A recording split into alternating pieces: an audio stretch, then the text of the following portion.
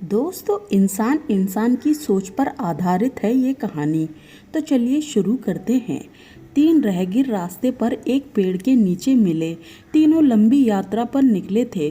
कुछ देर सुस्ताने के लिए पेड़ की घनी छांव में बैठ गए। तीनों के पास 2 झोले थे। एक झोला आगे की तरफ और दूसरा पीछे की तरफ लटका हुआ था। तीनों एक साथ बैठे और यहाँ वहाँ की बातें करने लगे, जैसे कौन कहाँ से आया है, कहाँ जाना है, कितनी दूरी है, घर में कौन कौन है। ऐसे कई सवाल जो अजनबी एक दूसरे के बारे में जानना चाहते थे।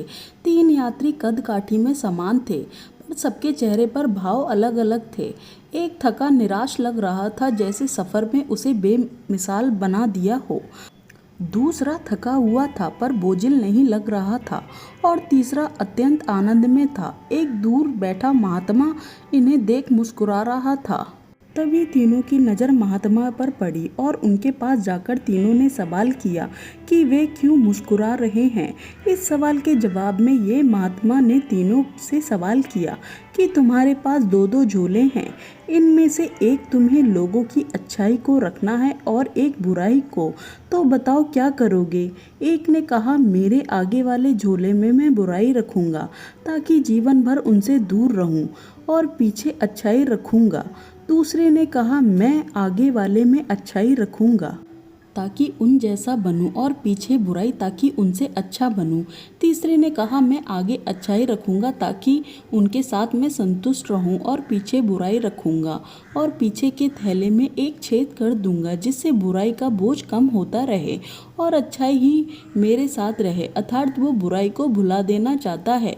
यह सुनकर महात्मा ने कहा, पहला जो सफ़र से थक कर निराश दिख रहा है, जिसने कहा कि वो बुराई सामने रखेगा, वो इस यात्रा के भांति जीवन से थक गया है, क्योंकि उसकी सोच नकारात्मक है, उसके लिए जीवन कठिन है।